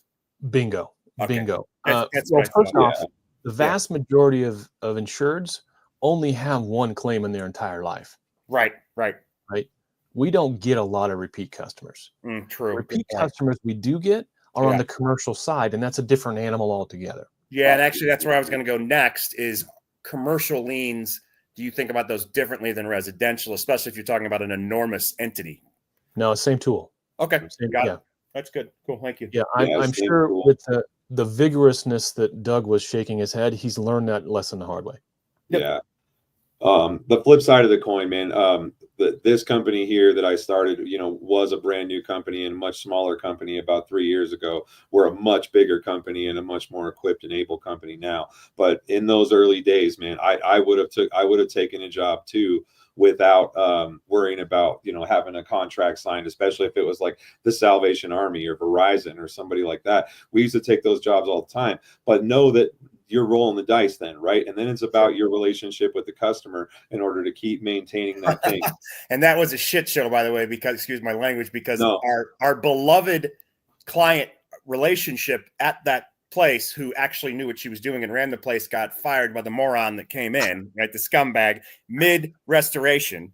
And honestly, I hate to say this, but what you end up learning is you just have to look after yourself because these jackasses will not look after anybody but themselves. So all of them. But it was really bad because we used to have the client on our side, and then we lost the client. And we got this new idiot, and we don't even know how to judge this new idiot. You know what I mean, or what he wants to do. So it was fun, but we so far we got through it, and now they're messing. I'm trying not to curse too bad. They're messing around with us on reconstruction. They won't even respond on whether they want to do it. But he threw a fit because of the cleaning included in the Xactimate estimate, which I don't even know about Xactimate. That's another story. But I realized you can use it a certain way. And we had to explain to him, please go talk to your adjuster because this is how it's done. We have to include cleaning for painting and for all these other things of the walls and the floors because we can't get to the number otherwise. It's impossible. Well, a lot of this has to do with who is the professional. Mm-hmm. Is the adjuster the professional? I mean, is the building owner the professional? Sure. Or are you the professional when it comes to the things that you do? Right. I can't go in and paint someplace it's an old building. Sure. Yep. And you're gonna do some repairs over here, but you got to paint the rest of it. You're not going to throw paint on a wall that's been sitting there for 20 years. Agreed. Yep. You got to clean that wall first. Yeah, precisely. That's just that's how it is. That's just how it is. It's not about running a number up. It's about what's it going to take to get a good coat of paint on that wall. And so many guys let themselves get backseated too, Andy. Yep. They get called. They're the one that took the call. They're the one that's there because nobody else knows how to solve the problem. What's his name? John Isaacson has a great saying about this one. When you ask yourself who's going to clean that up, that's what I do. You know, so when you got to ask yourself that, who's going to clean up this mess? That's what that. So I like that one. The point is that you're there to be the expert. And I've seen it. I've seen it firsthand. It's happened to me in my younger days where whoever shows up, the commercial adjuster who only adjusts large losses, he comes in and starts spitting out his game at you. And the next thing you know, you're taking his word as biblical law and changing your job to be more effective for the way he wants it to be, because the flip side of the coin is you're terrified that you're going to lose the job. But if you got your contract in place, then well, and luckily earlier on we got some advice from a boot camp guy. You know, I don't know if you know Cam Aranga, Cam Wade. I don't know if you're familiar with him, but I worked with him in Tulsa, and he kind of, you know, documentation was the number one thing he told us. So that getting in, we knew that was one of the things. But, and you're right, they gaslight you. They've basically taken narcissism and turned it into a system. And since I came from investment banking and private equity, I know what narcissists are like. So that's the one thing I got on my side, is I've been dealing with scumbags my entire freaking life. So, Yeah, and it's I think one of the slides had it's not show friends, it's show biz. Yep. This is business, this is numbers, this is math. This should be unemotional. And when we let our emotions get involved, when we let the homeowner or the insured's emotions get involved, that's where things go off the rails, because the adjuster's never, the carrier's never going to have emotions. No, I don't care. Yeah, they don't care at all. No, it's just a game to them, and I've been not in that exact role, but I've been in a role similar to that. So, you know, you sometimes can say, okay, what's this guy's scheme? What's the game? How can I, but I feel like everyone, you have to figure out what's going on, what they really want, and but to your point, if you have that system, you're reducing all that friction. Yep. And so then you're doing less one-off individual things, Yeah. At the end of the day, no exceptions. Yeah, exactly. You have your rules, you have your SOP. There are no exceptions. Every single time I go against my own rules, I take it in the ass. It is, I've got a rule in my company that I don't do any work for a restoration company unless I have a valid credit card on file. Smart. Yeah. That every single time I go against that rule, I have a collection problem. Yeah. I just fired a realtor this morning for a building we're looking at for a similar issue, where I was like, my gut feeling is this guy has no idea what he's doing. He's gonna argue against us, so I'm firing you. And I don't like that. I didn't like the conversation, but I felt like I had to do it because it was the right thing to do. So, Doug and Andy, real quick, this is kind of interrelated, but in terms of setting the stage from the get-go, this is going to be a very juvenile question, but I just wanted to ask you, since we're still challenging the big guys in our local market and trying to get a name for ourselves, we get a lot of the calls you don't want. The people that are like, oh, what's it going to cost? It's like, okay, what's your, how do you get them in your funnel? I guess that's a longer conversation, right? Maybe a different class in terms of. Yeah, that's a sales question. Yeah. Yeah. Find the niche that they're not willing to hit, man, and make that a thing. A lot of guys, when they first are getting started, make a few bags off of hood cleanings for restaurants and places like that. I can tell you from personal experience, pros hate doing it. I heard you say earlier you're in Tulsa. Oh, no, I actually lived in Tulsa for 5 years, but I met my cam guy in Tulsa. He was a friend of mine. But no, I'm in St. Louis. Oh, okay. Well, you've got a cool market then, where some weather's in your favor and stuff like that too. You guys are having a cool La Nina winter right now. Yep. So I would focus a lot on digital, and then your local relationships, man. Make friends out of your friends' friends. Everybody who knows anybody has got to know that you do this in order for you to take off the way you want to. Thank you. I appreciate that. Yep. And Andy, I'll probably be talking to you. Given that we're buying this building, we're a little cash flow strained at the moment, but I probably would like to work with you in the future in various ways. Sounds good. Yeah. Sounds good. On a personal endorsement for Andy McCabe, guys, you won't find a person who has a more wide variety of education in this field, in this industry. I've been in the game now. This is 16 years. Holy crap. 16 years. I've done a little bit of everything. I've been with a big franchise, one of the biggest franchise models that's in the country. In fact, used to be my employer for quite a long time. It led me to being part of a corporate disaster response team. And a big part of it too, I was up there on the administrative side of that whole team. I've seen a lot of guys through the industry. I've known a lot of people. I've heard a lot of people tell you their thing. Andy will give you more knowledge in a conversation for free than than you've ever paid somebody just to get. The guy knows his stuff. Thanks, man. I'm not being paid to do any of this. Andy's just a good friend of mine who knows You actually paid to be here, actually. I did. Oh, you're right. I did pay to be here. I paid to be here. I'm not being paid to be here. But yeah, really, really, really good. Very knowledgeable guy. Knows a lot about collections. Knows a lot about your ability to argue with the carriers as a contractor. Lien rights are extremely important. Like when he touched on it, being a very powerful tool. There's not much more of a gut punch you can deliver than that intent to lien that says, look, I'm tired of messing around with you people. I'm right. You can't tell me I'm wrong. Pay the money or else we're going to be foreclosure soon. You know what I mean?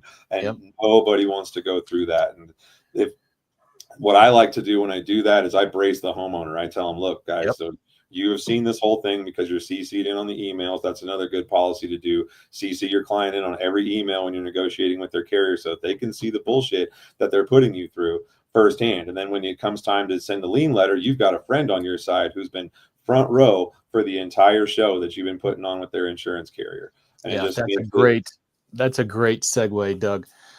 Thanks for your kind words, by the way. But what I like to say is you want to be the fortune teller. You want to predict for the homeowner what things are going to be said, what things are going to come out of the adjuster's mouth at every stage of the way. And you can do that. So the power questions, if you don't have a copy of it, that's on me. I need to send it to you. I'm going to send the class resources out here tomorrow or the next day. But the power questions start that conversation with setting the tone. And I advocate that everyone just make copies of this and it goes into every new client package. And so you're empowering the insured to ask these questions of their insurance company right up front. When this happens, from personal experience, the claim just takes a different direction. The claims go so much smoother. The insured is all of a sudden like, oh, hey, you said the adjuster was going to say you charge too much. And guess what they said? They said you charge too much. Hey, I have a question for you. Sorry to interrupt. Apologies. Yeah, go ahead.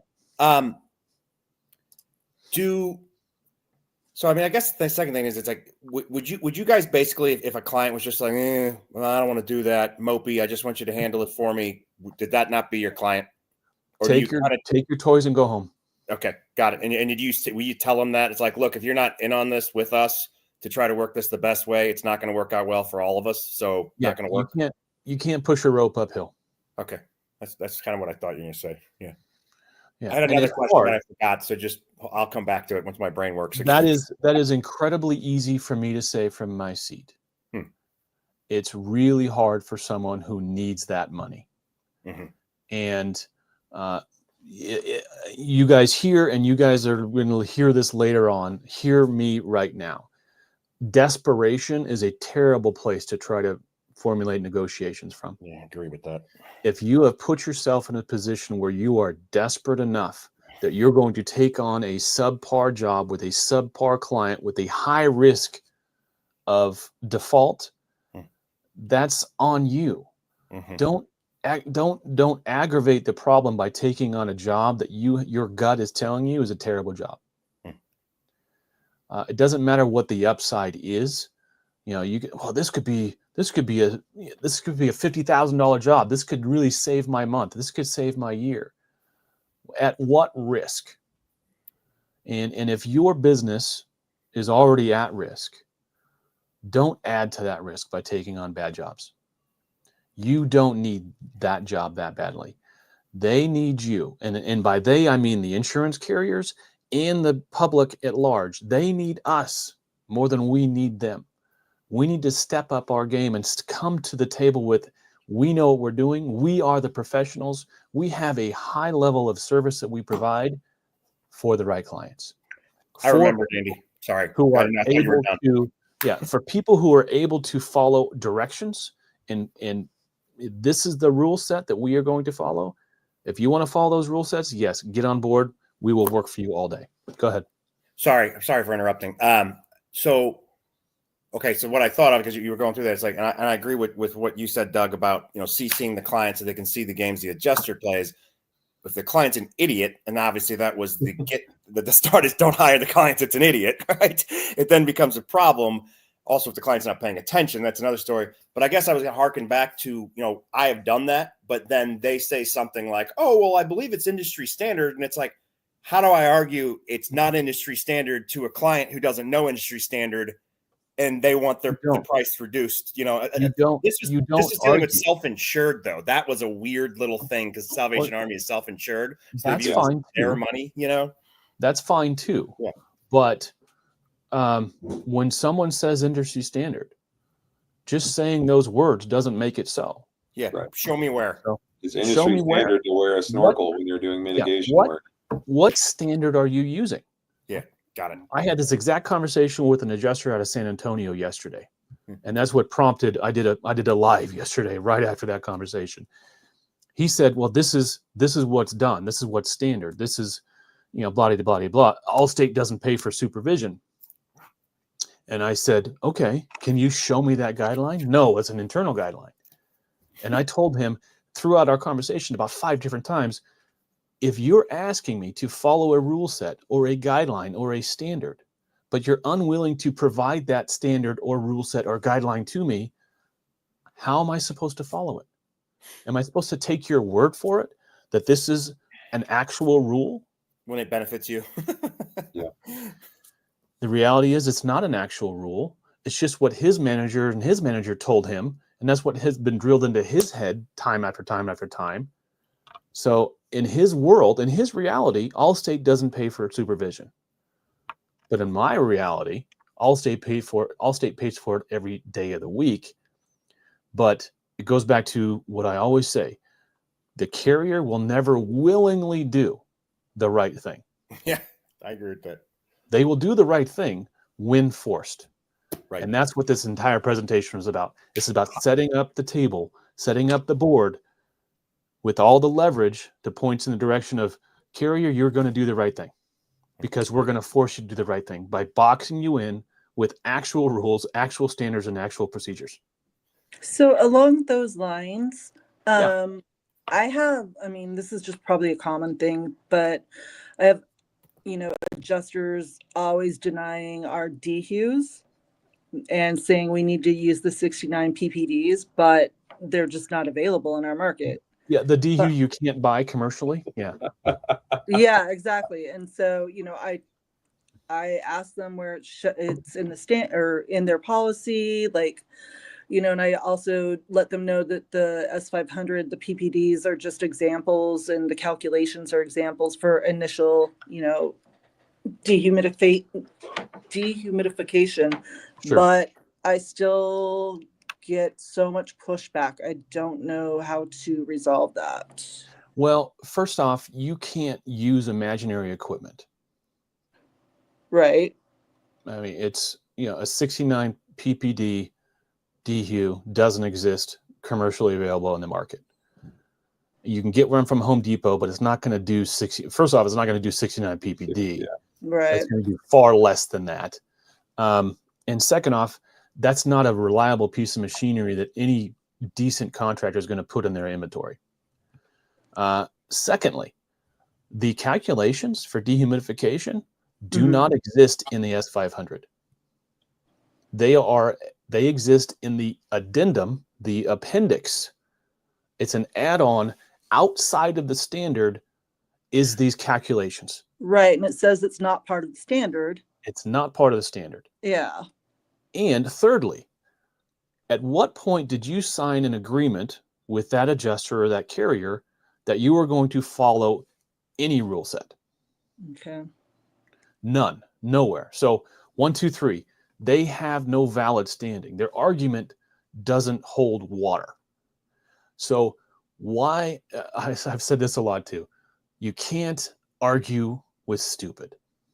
Right. And if someone is going to be stupid, if someone's going to insist that this is the way, and when that way is completely asinine, you can't argue with it. So at that point, you're like, hey, my bill is my bill. You circle the wagons with your client and say, they're trying to get me to use an imaginary piece of equipment that I can't even go out and buy. And they're doing this after the fact. Miss Smith, you were there in your home when we were doing this work. What equipment did you see that we were actually using? Mm-hmm. You saw this piece of equipment? Okay, so that's an extra large dehumidifier. this is, and you can just educate your client. Right. And then at that point, you just say, hey, I can't talk to this adjuster. This adjuster is trying to ask me to do things that are impossible and unethical. And I'm just not going to do it. So from here on out, you need to talk to your adjuster because I'm done. Okay. Don't be Yeah, I afraid actually to put had that back someone, on your client. right. I did have a client that actually won, and went back with their adjuster and argued because of the information I provided. So I was like, well, that's great, but that's like, not the norm. Sure. But yeah, it's something I'll start implementing going forward. And then I also saw you mentioned about adding time for like the text to do, their scopes and their pictures and upload that. What would you put that under? Time. Well, okay, so I'm with one of the big, companies, and Okay. we use Xactimate. Okay. So it has to be, under like, would I just do it under like water lab hours? Use the most appropriate labor category available to you. Okay. And that wouldn't be WTR LAB. It'd be WTR LABS. Okay. So supervisor hours. Yeah, because Okay. that's what they're doing. Okay. They're documenting the laws. They're spending. So here's what Xactimate tells us beyond a shadow of a doubt. All quantifiable job-related costs should be accounted for. Period. Full stop. Okay. The time to fill out the paperwork on site, is that a job-related cost? Yes. Yes. Mark it down. Okay. Charge for it. Now, if you're part of a big franchise, you're part of a program, and they have certain rules around that, well, you can always take that off your bill.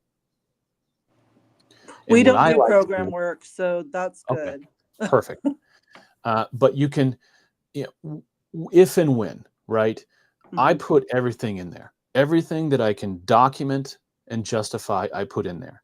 Now, when it comes to negotiating, maybe there's some things I can live without. But when I revise my estimates or my invoices, I don't delete anything. I just put a note on it. And Xactimate is a beautiful thing. You can just, there's a note section. You add a note and you can say removed or adjuster denied or something else. It leaves a line item in there because guess what? Push comes to shove at the end of the day when you find yourself in court. It's better to have that in there with a $0 charge because you negotiated out than to not have it in there at all. Okay, that makes sense. And I've actually had that come up in one of the estimates that I had written in federal court. And it was pure gold. I forget which side it was, defense or I forget.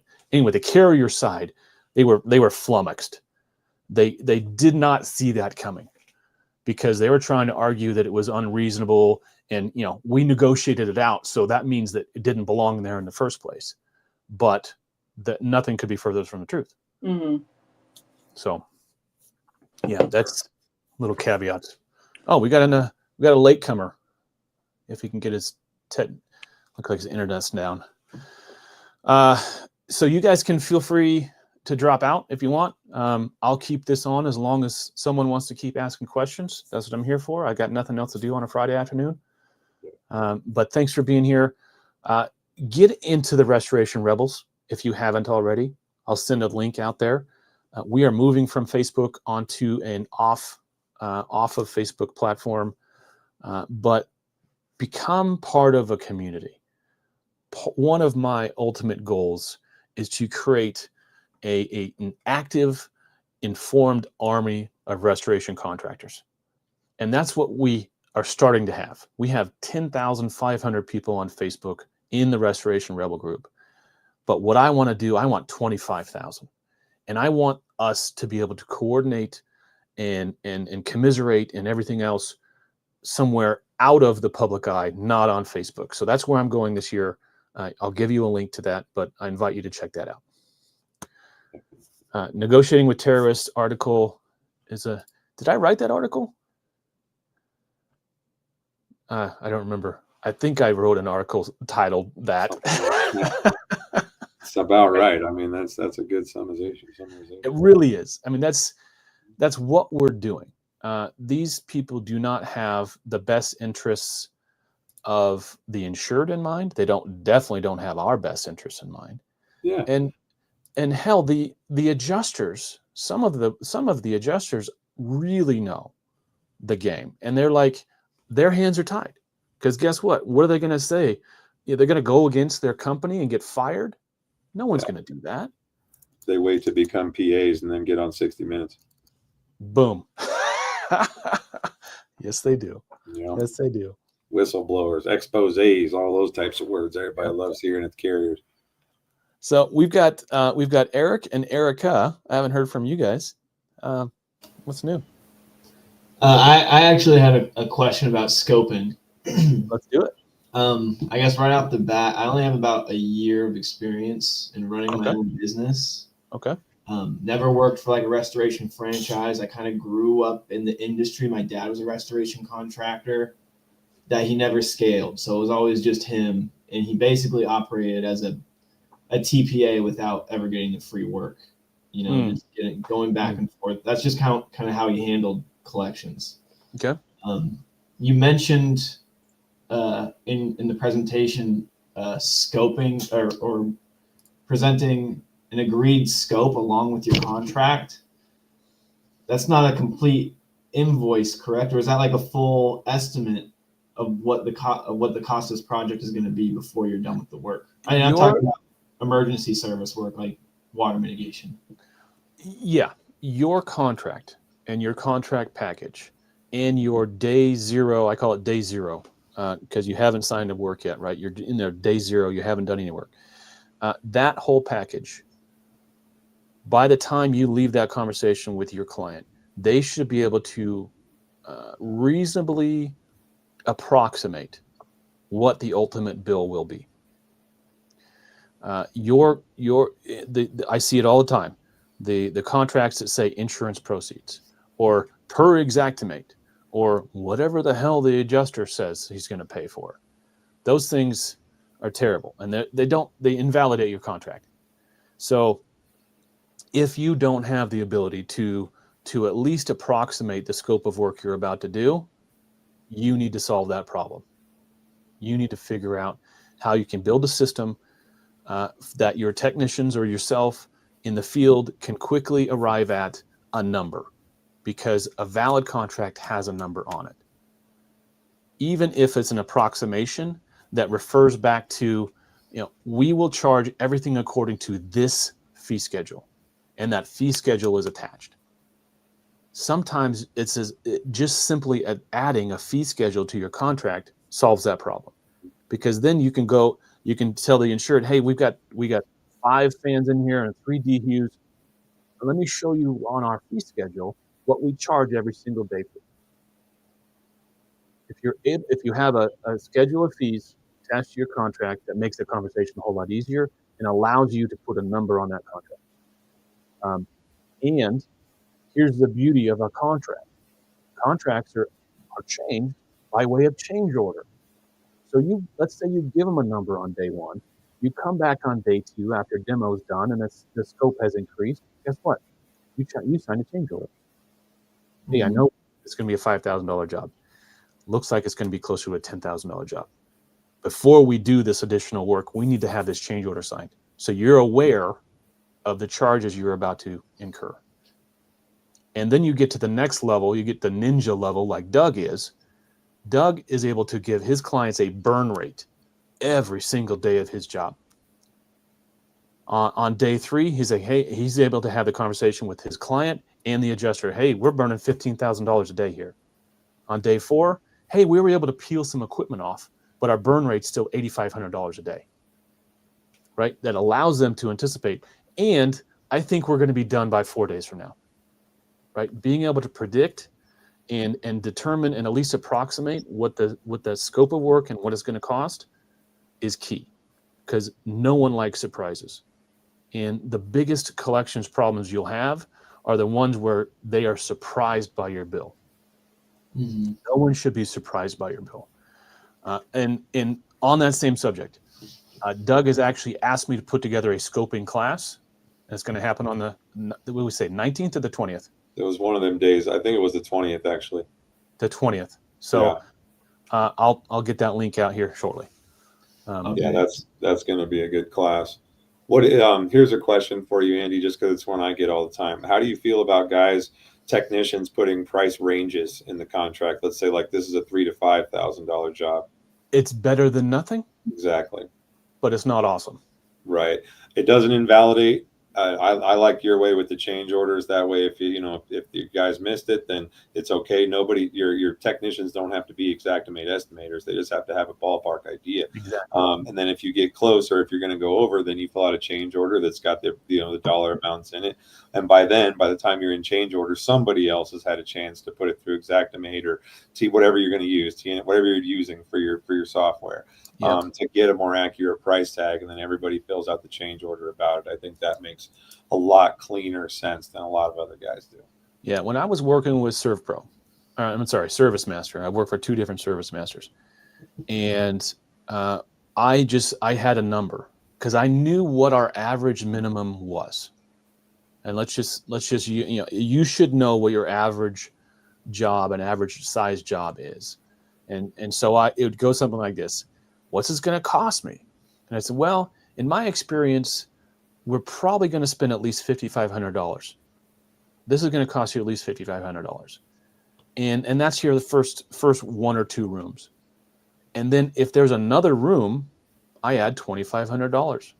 Another room, I add $2,500. So you can quickly count up the rooms. You get your base charge plus the extra rooms. And I mean, it's simple math, 2,500 plus 2,500 plus 2,500. And you can walk your client through that. I am waiting for somebody, Doug, maybe we need to put our minds together. I'm waiting for a restoration contractor to come out with the per square foot drawing. Doesn't matter how long it takes.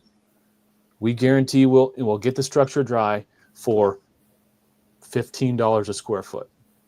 That is a model that I think would just take off. And Xactimate has the square foot drawing. Xactimate has a square foot drawing number in it. I mean, it has a line item, but it's a $0 number. Yeah, Tom McGuire too, in the Edge. That's what he isolates on too, is what's your cost per square foot. Yep. Everybody, depending on location in the country, you hear different averages, right? Yep. And then the complexity of the job, what type of job it is, build out complexity, et cetera, to get to your number of what it should be per square foot. I think that when that technology becomes a thing and more people start using that type of thing, I think that's the only thing that has the ability to unseat these software companies. It just levels the playing field, and it simplifies it. We're not worried about days of drying anymore. Yeah. We're just worried about was it wet and is it dry now? Okay. Yeah. It took you 10 days. Doesn't matter. I charge by the square foot. Yeah. And guess what? If I get it done quicker, that just saves my labor. I make more money. Yeah. I think it incentivizes the right behavior. So. I agree with you 100%. I think too that another valid point you made a minute ago is nobody likes surprises. If any of you guys are in this group and have ever tried to drop a surprise in one of them 7-figure projects, you know damn well, you know what I mean? You know that didn't fly, These guys they know up front. They want to know exactly what's going on. Andy was telling you guys earlier about the burn rate. The example that he was kind of backing into is I had a very large job earlier this summer, and we had a $262,000 per day burn rate for the first 4 days of the job. Monster. And it was moving. And the insurance company and everybody else thought it was so cleanly presented that I had about a 15-minute conversation to justify my actions, and we were off to the races. Have you been paid in full? Oh, yeah. Hey, Doug, was that an article posted in CNR Magazine? That was actually a different job that CNR Magazine did a case study about me on. That was a hotel that happened here. I can give you guys kind of the juiciness of it now. So we had a very big job that Acuity was, and I mean, Acuity was giving me their best shot at keeping in control of it. They sent me their #1 large loss adjuster. They sent me a controller who only does large loss in a very, very big city. They had everybody and their mother there to try to make sure that I kept it under the thing. And I told them within the first 4 hours of their arrival that we were looking at $1 million to $1.2 million.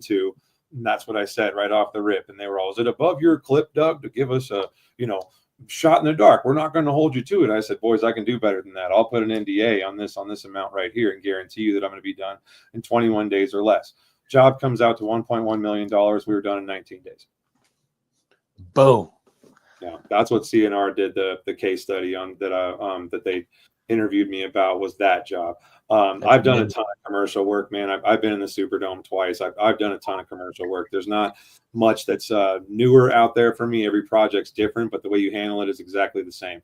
And when you get down to that level of repetition and you perfect that system, you'll find the gold that Andy's talking about here, man. This is once you get a system that works and it's infallible, not only will it work for you, but you'll become known for that system. There's large loss adjusters in the country that call me specifically. Hey, Doug, you want to go to North Carolina? I got all this crap to do.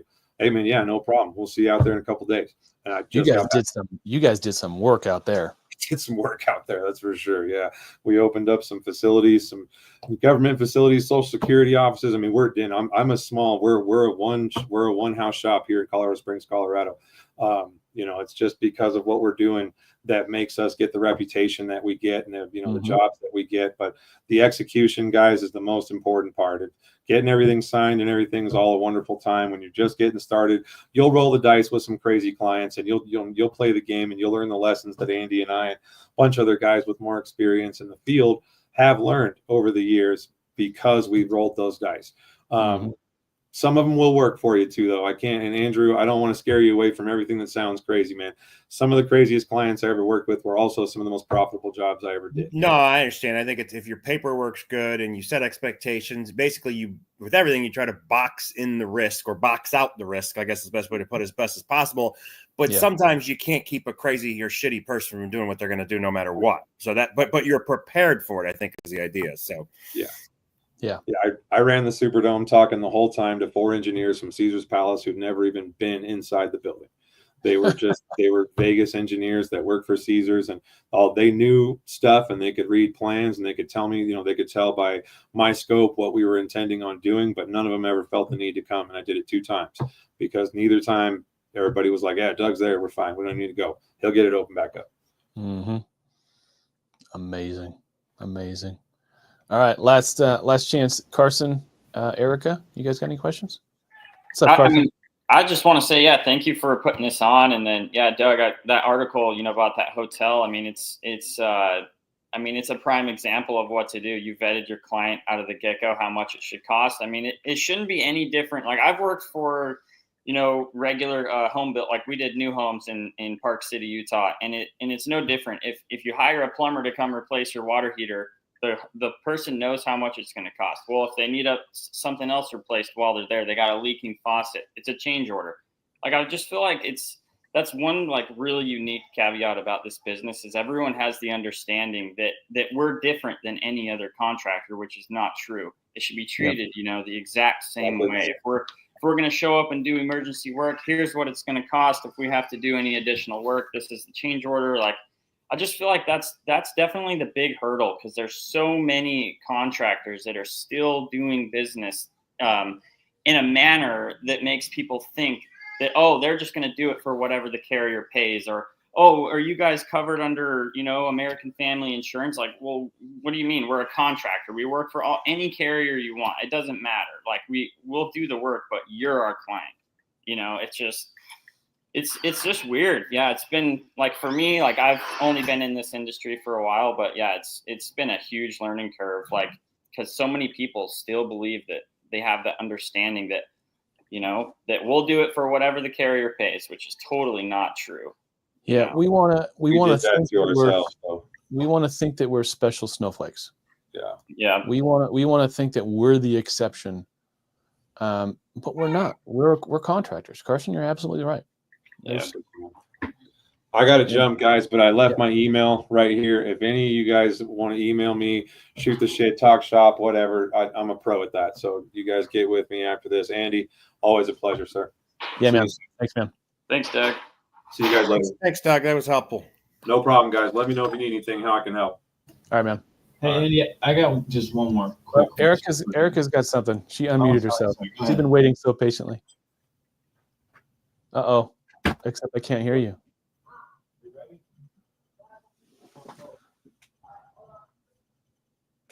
You look to be unmuted, but I didn't hear anything. No, nothing. Oh no. She was so patient. So patient. All right. Well, you can try to ask it in the chat. Maybe I'll get to it. All right. What's up, Eric? So this is just kind of how I do it right now, and I kind of just want to know what your thoughts and how effective you think it is. But as of right now, my process for scoping is for an emergency water main, I get the contract signed.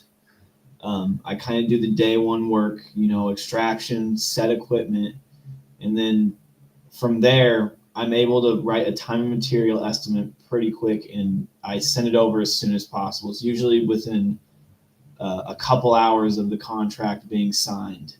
Okay. And it's pretty close to what it ends up being in the end. That number that I give them is that the fact that I don't have it alongside the contract when it's initially signed. Is that a problem or? It is. It's a potential problem. Okay. Because push comes to shove, someone files suit. The first thing the attorneys are going to look at is your contract. And the first thing they're going to do is try to establish whether or not you have a valid contract. And in the absence of consideration, money, this is, consideration is what am I going to give you in exchange for the services you're going to provide me? That's consideration. A contract that doesn't have a dollar figure on it doesn't have consideration. Okay. So you need to put yourself in a position vis-a-vis a schedule of fees or however we want to do it to be able to argue that, yeah, there is consideration. They did know what they were going to have to give me in exchange for my services. Okay. So I guess, I should probably be scrapping that, and I should at the very least just get a sheet that has, what our charges for our equipment is and maybe what our labor rate is. Yeah. Are you using Xactimate?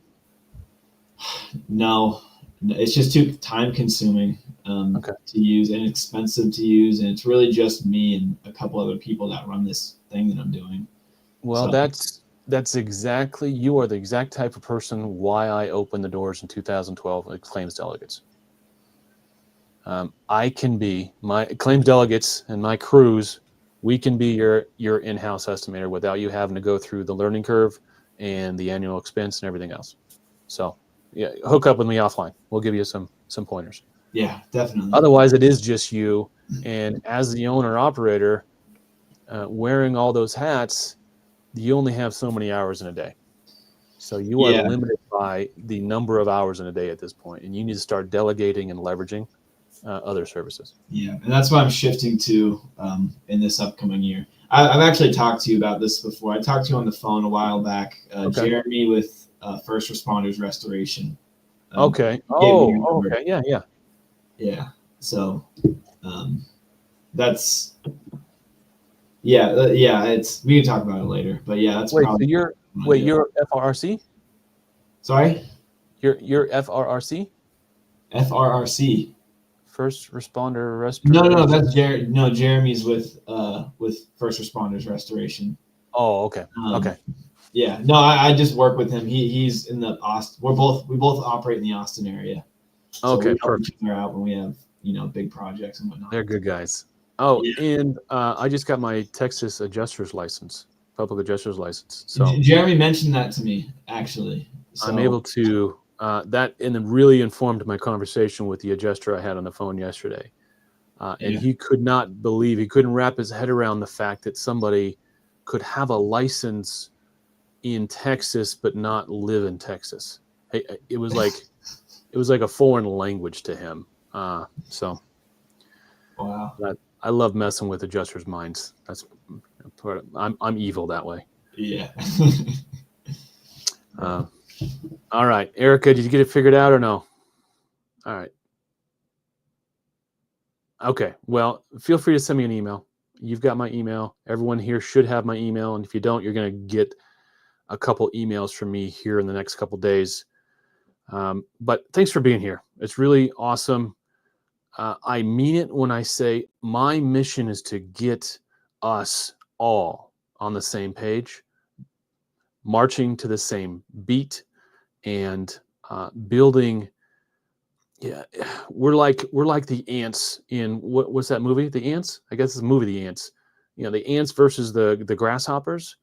There are so many more of us, and all we have to do is step into ownership of our own destinies, and we will be able to influence the outcomes, influence the path of this industry.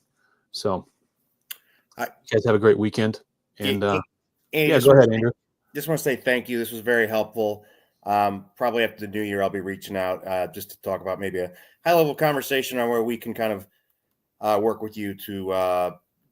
I think we're doing mostly the right things, but I think there's some knowledge you have that can get us in a much better position. So thank you. Appreciate it. All right, anytime. You're very welcome. I just saw your message, Erica. You wanted to say that hearing about liens was very reassuring. Yeah, liens is our most powerful tools. Because as Carson was saying, we're freaking contractors.